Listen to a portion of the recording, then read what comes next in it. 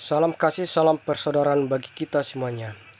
Legenda atau sejarah Simajuntak Parubupudi dan Parubojolo yang sebenarnya yang tidak boleh ditiru generasi berikutnya. Simajuntak berasal dari keturunan Sibago Nipohan, Tuan Sumanibil yang mempunyai anak 3 yaitu Sihan Simajuntak Hutagaul. Mereka tinggal dan bermukim di Baligi.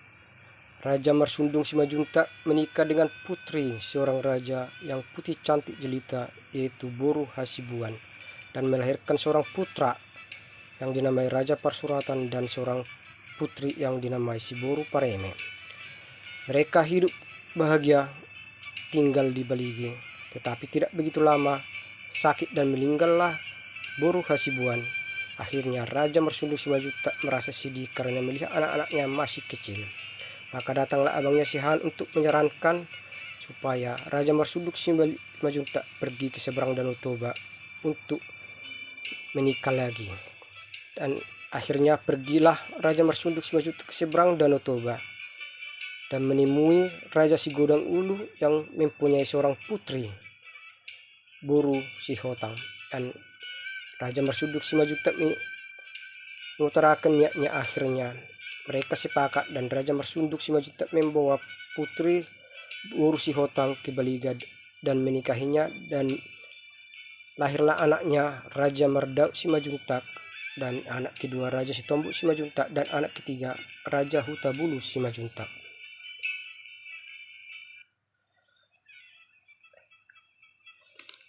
Mereka hidup bahagia, anak-anaknya pun sama-sama bermain.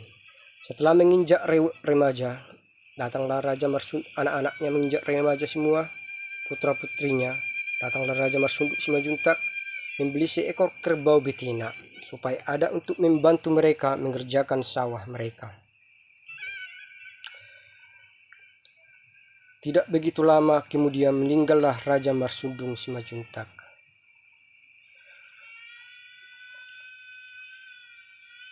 Mendengar apa yang dikatakan oleh para orang banyak bahwa Raja Parsurata sebagai abangnya, bahwa dialah yang berhak menggantikan sebagai abangnya untuk adik-adiknya. Maka berawal dari situlah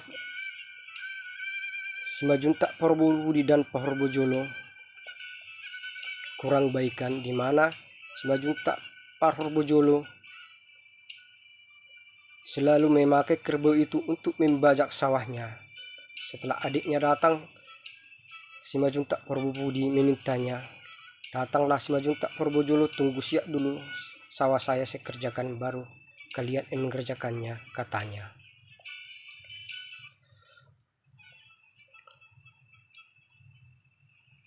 Mendengar hal itu, padahal sawahnya sudah mau siap, mulailah kesal dan kecewa hati Simajuntak Parubudi. Datanglah lagi Simajuntak Parubudi kepada Simajuntak Parubojolo. Kalau begitu kita bagi dualah kerbau ini bang, katanya. Iya, karena abang yang lebih tua, pilihlah mana yang bagian abang, katanya kepada Simajuntak Parubojolo. Datanglah Simajuntak Parubojolo memilih bagian kepala, yaitu bagian depan. Kalau begitu kami bagian belakang, kata Simajuntak Parubudi. Mereka deal. Lahirlah anak kerbau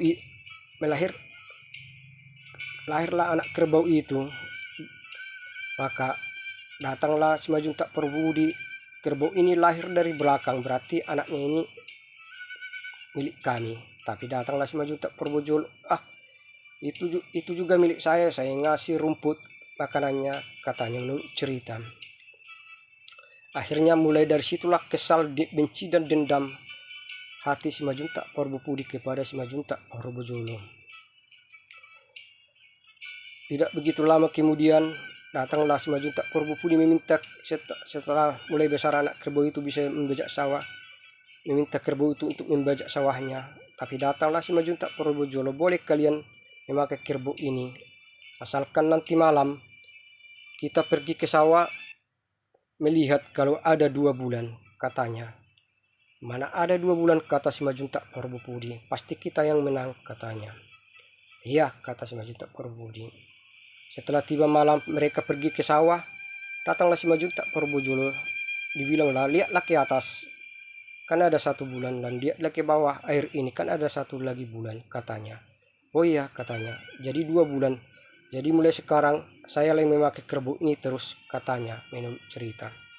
Pulanglah si Majuntak Purwobudi dengan hati kesal dan dendam melihat kelakuan abangnya yang dia akal-akali mereka. Mereka pergi ke rumahnya dan berbincang-bincang untuk merencanakan bagaimana kita membalas dendam kita kepada abang kita. Kita selalu diakal-akalinya, katanya menurut cerita. Datanglah mereka. Burunya si Majuntak Purwojolo juga lebih sayang ibu kita kepada burunya, karena burunya lebih pintar dan lucu, katanya. Kalau begitu, nanti malam kita bunuhlah burunya, katanya menurut cerita. Karena buru si Majuntak Purwojolo tidur di rumah kita, katanya menurut cerita. Tanpa sengaja terdengar oleh buru si Majuntak Purwojolo yang kebetulan bermain-main di kolong di bawah rumah si Majuntak Purwobudi. Wah, nanti malam saya akan dibunuh, katanya menurut cerita. Saya memakai gelang sebagai tandanya nanti malam. Berarti saya akan memberikan gelang saya ini kepada buru si Majuntak Purwobudi supaya bukan saya yang dibunuh, katanya menurut cerita. Setelah tiba malam, beraksi dan bergegaslah si Majuntak Purwobudi hendak membunuh burunya si Majuntak Purwojolo. Dirabanyalah, kebetulan pada saat itu belum ada lampu. Dirabanyalah siapa yang memakai gelang. Oh, ini dia, katanya. 1 yang memegang kakinya, 1 memegang mulutnya, dan 1 yang menikamnya atau menembusnya sampai ke hatinya, sehingga matilah. Setelah mati, meninggal, pergilah mereka lagi tidur. Setelah pagi, bangunlah ibunya buru Sobo Sihon Sihotang. Dilihatlah sudah banyak bercucuran berserakan darah. Menangislah di sekuat-kuatnya. Dipanggilnya lah semua. Kenapa kalian bunuh ini, katanya. Iya, kami membunuh buru si Majuntak Purwojolo karena kami dendam kepada dia. Dia selalu mengakal-akali kami, kata si Majuntak Purwobudi kepada ibunya. Bukan burunya si Majuntak Purwojolo yang kalian bunuh, buru kalian yang kalian bunuh, katanya. Mendekatlah mereka, dilihatnya lah sudah meninggal itunya atau bunuh. Menangislah mereka semuanya. Mulai dari saat itulah si Majuntak Purwobudi dan si Majuntak Purwojolo tidak bersatu lagi. Di mana si Majuntak Purwojolo karena tidak merasa bersalah atau tidak berasa membunuh, kalau bertemu dengan si Majuntak Purwobudi selalu ingin bersama atau berteman. Tetapi si Majuntak Purwobudi selalu menjauh karena mengingat hal kisah sedih yang dulu. Gara-gara mereka terlalu dendam kepada abangnya, sehingga mereka saling membunuh. Yang mereka bunuh justru itu atau buru mereka sendiri.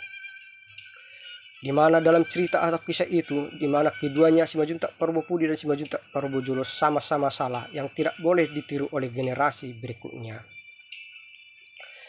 Iblis atau setan datang hanya untuk membunuh, membinasakan, membuat pertikaian, membuat dendam, iri hati, benci, perselisihan, menjelek-jelekkan, menghasut orang banyak supaya menghina atau menjelek-jelekkan lawannya. Tetapi Tuhan Yesus datang supaya saling memaafkan,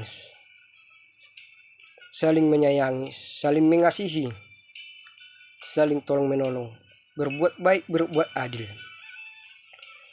Disitulah kita lihat kisah yang kurang baik yang dilakukan sejarah si Majuntak Purwobudi dan si Majuntak Purwojolo yang kurang baik ditiru oleh generasi berikutnya. Salam kasih, salam persaudaraan tanpa pandang bulu. Tuhan Yesus melindungi dan memberkati kita semuanya. Amin.